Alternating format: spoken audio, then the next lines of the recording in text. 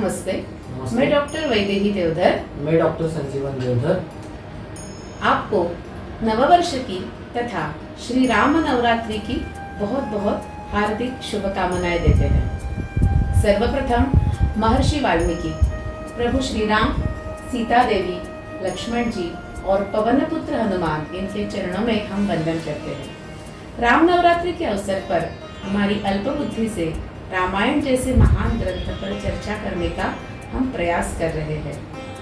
2022 में राम रक्षा और गर्भ संस्कार तथा 2023 में 9 दिन अलग अलग विषयों पर तुलनात्मक अभ्यास जैसे अयोध्या, किष्किंधा और लंका, इन तीनों नगरियों के यहाँ के 3 प्रकार के भाई, मित्र संबंध, पति पत्नी संबंध, इस अनेक विषयों पर हमने चर्चा की थी। इस वर्ष रामायण से कुछ प्रसंग, कुछ व्यक्तित्व लेकर हम आज की समस्याओं का समाधान ढूंढने का प्रयत्न करेंगे।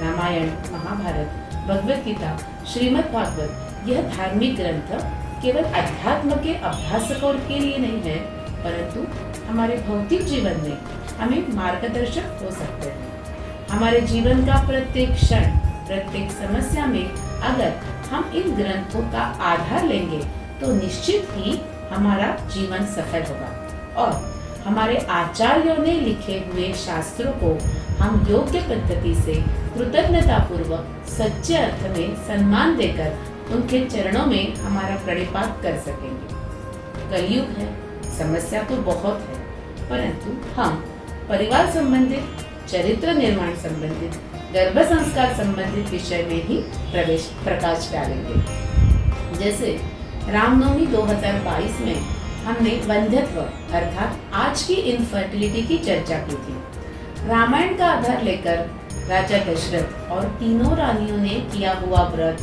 उपवास, तपस्या, पुत्रकामेष्टि यज्ञ, इन सब के आधार पर वंध्यत्व की ट्रीटमेंट के साथ साथ कौन कौन से घरेलू उपाय पति पत्नी में साथ आकर करने चाहिए, संकल्प क्या करना चाहिए, प्रार्थनाएं कैसी होनी चाहिए, इसका विवरण हमने किया था।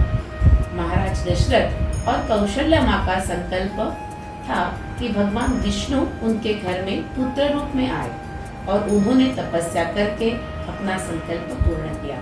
अयोध्या नगरी में श्री राम, लक्ष्मण, भरत, शत्रुघ्न ऐसे 4 पुत्रों का जन्म हुआ। संपूर्ण अयोध्या नगरी बहुत आनंदित हुई। 4 पुत्रों का लालन पालन बड़ी खुशी से राजप्रासाद में होने लगा। सोने चांदी के खिलौने, रेशमी वस्त्र, सभी मूल्यवान रत्न से बनाए हुए अलंकार, मुलायम बिछौना, झूला, उत्साही और प्यार करने वाले अनेक दास दासी और प्रत्यक्ष 3 माताएं और स्वयं राजा दशरथ, सारे देवी देवता भी यह दृश्य देखने के लिए पृथ्वी पर आ रहे थे। रावण का वध करने वाले प्रभु आ गए हैं, इस वार्ता से संपूर्ण नगरी में आनंद और उत्साह भरा था। हम जब भी यह पढ़ते हैं, सुनते हैं तो मन को बड़ा आनंद होता है, परंतु आज का प्रश्न ऐसा है कि अयोध्या में प्रभु श्री राम का लालन पालन इस प्रकार से हुआ है, परंतु जब हम लव कुश का लालन पालन सुनते हैं, देखते हैं, पढ़ते हैं तो मन को थोड़ा सा दुख होता है कि पिता के पुत्र, उनका लालन पालन आश्रम में हुआ, फिर उनको बहुत उनकी माता के साथ उनको थोड़ा दुख सहन करना पड़ा। और आज की अगर हम परिस्थिति देखते हैं तो पालकों की ऐसी इच्छा होती है कि हमें बचपन में जो मिला है वो हम सब के सब हमारे बच्चों को देंगे, जो नहीं मिला है वो भी देने का प्रयास करेंगे, परंतु यहाँ थोड़ी विपरीत परिस्थिति हमें दिख रही है।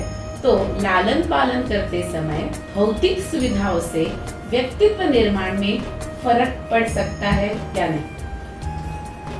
आपने जो सवाल पूछा है उसमें 2-3 उप प्रश्न है और 2-3 परिस्थितियां हैं। तो हमें सबसे पहले ये जान लेना चाहिए कि कभी भी पालकों ने अपने बचपन से अपने आने वाले पीढ़ी का बचपन का कंपैरिजन नहीं करना चाहिए, क्योंकि उस समय की व्यवस्था, उस समय का आर्थिक परिप्रेक्ष्य, सामाजिक परिप्रेक्ष्य, ये अलग अलग रहते हैं। अभी प्रभु राम जी के बारे में भी देखा जाए तो हमें उत्तर रामायण में दिखाया बहुत जाता है कि सीता माता को वाल्मीकि के आश्रम में रहना पड़ा, लेकिन वो जंगल नहीं था। ये हमें ध्यान में रखने की आवश्यकता है। और बचपन का समय, ये आप किसी छोटे बच्चे से जब बात करते हैं तो कभी भी वो तू कैसा है ऐसे पूछा, या तेरा तू कैसे खुश है ना, तो वो कभी भी ऐसे नहीं बोलता कि मुझे मेरा बिछोना बहुत सॉफ्ट है इसलिए मैं खुश हूँ, या मुझे चांदी की प्लेट में खाने को मिलता है इसलिए मैं खुश हूँ। बच्चे खुश कैसे रहते हैं? उनको मिट्टी में खेलने को मिला तो वो खुश रहते हैं, वो पानी में खेलने को मिला तो खुश रहते हैं, पेड़ पे चढ़ के पेड़ पे लगे हुए फल निकाल के उधर ही खाने को मिला तो वो खुश रहते हैं। अभी भी हम हमारे दादा परदादा उनसे बात करते हैं तो जिनका बचपन देहातों में गया है या वन में गया, वन यानी जहाँ पेड़ पौधे बहुत अच्छे हैं, निसर्ग के पास गया है, तो वो हमेशा उसकी याद करते हैं, हालांकि वो अभी सुख सुविधा में है। तो सुख सुविधा और चरित्र निर्माण ये दोनों बहुत अलग विषय हैं। और सीता माता का जीवन थोड़ा सा दुखमय गया क्योंकि वहां राम नहीं थे। वैसे तो राम उनके साथ जब वन में थे तो भी वो अयोध्या से ज्यादा सुखी थी। ऐसे नहीं है कि वो महल में है या वन में है उससे उसका सुख दुख का फर्क पड़ता था।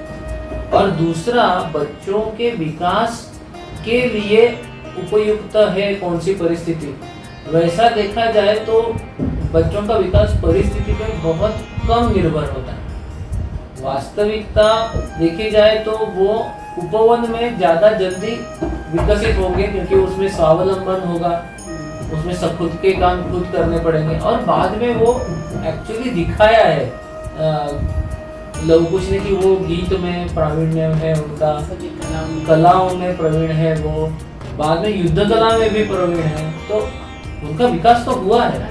तो ऐसे मन में नहीं रहना चाहिए कि प्रभु राम जी और लव कुश, मतलब लव कुश के ऊपर थोड़ा अत्याचार हुआ, अन्याय हुआ। ऐसा लगता है कि अरे पिताजी का ऐसा हुआ और उनके बेटे ऐसे वन में, तो इसलिए ऐसे दुख होता है। लेकिन हमें समझना चाहिए कि ये सब भौतिक परिस्थिति है। निसर्ग का वातावरण अगर उनको मिलता है तो उनका जो लालन पालन है, डेवलपमेंट है, विकास है, वो अपने आप अच्छा ही होगा। हम उदाहरण भी सुनते हैं कि विपरीत परिस्थिति में और व्यक्ति पनपता है। ये विपरीत नहीं थी, जैसे आपने अभी बोला कि ये विपरीत नहीं थी, लेकिन बहुत सुखा हुआ भी नहीं, यानी हम बोलते हैं कि ब्रेक द कंफर्ट जोन। तो जब कंफर्ट जोन के बाहर ही पढ़ाई है, कंफर्ट जोन के बाहर ही विकास है, तो वास्तविक रूप से देखा जाए तो हम हमारे बच्चों को जितना कंफर्ट जोन में रखेंगे उतना हम उनका विकास नहीं कर रहे हैं। तो कंफर्ट जोन कैसे हम हमारे बच्चों का ब्रेक कर सके, वो हमें एक्चुअली इनोवेट करने की आवश्यकता है, ढूंढने की आवश्यकता है। तो हमें मन से दुखी होने की आवश्यकता नहीं है। प्रभु राम जी के पुत्र भी और लव कुश, उन्होंने भी उनका चरित्र और व्यक्तिमत्व सभी दृष्टि से बहुत अच्छा बनाया था। तो हम अभी दूसरे प्रश्न पर जाएंगे। धन्यवाद।